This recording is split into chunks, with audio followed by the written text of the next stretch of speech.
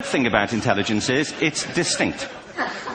I'm doing a new book at the moment called Epiphany, which is based on a series of interviews with people about how they discovered their talent. I'm fascinated by how people got to be there. It's really prompted by a conversation I had with a wonderful woman who most people have never heard of. She's called Gillian Lynn. Have you heard of her? Some have. She's a choreographer and everybody knows her work. She did Cats and Phantom of the Opera. She's wonderful. I used to be on the board of the Royal Ballet in England, as you can see.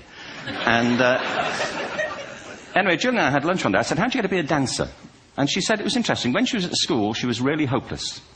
And the school in the 30s wrote to her parents and said, we think Gillian has a learning disorder. She couldn't concentrate. She was fidgeting. I think now they'd say she had ADHD. Wouldn't you? But this was the 1930s, and ADHD hadn't been invented, at this point. So it wasn't an available condition. People weren't aware they could have that. Anyway, she went to see this specialist. So this oak-panelled room, and she was there with her mother, and she was led and sat on this chair at the end, and she sat on her hands for 20 minutes while this man talked to her mother about all the problems Gillian was having at school. And at the end of it, because she was disturbing people, their homework was always late and so on, little kid of 8, in the end, the doctor went and sat next to Gillian and said, Gillian, I've listened to all these things that your mother's told me. I need to speak to her privately. So he said, wait here, we'll be back. We won't be very long. And they went and left her. But as they went out the room, he turned on the radio that was sitting on his desk. And when they got out the room, he said to her mother, just stand and watch her.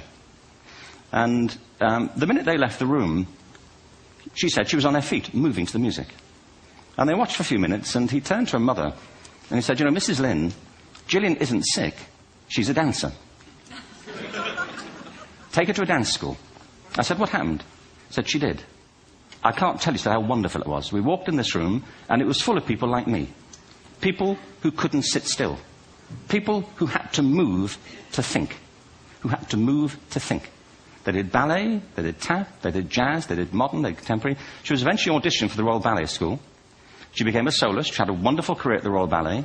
She eventually graduated from the Royal Ballet School, found her own company, the Gillian Dance Company, met Andrew Lloyd Webber. She's been responsible for some of the most successful musical theatre productions in history.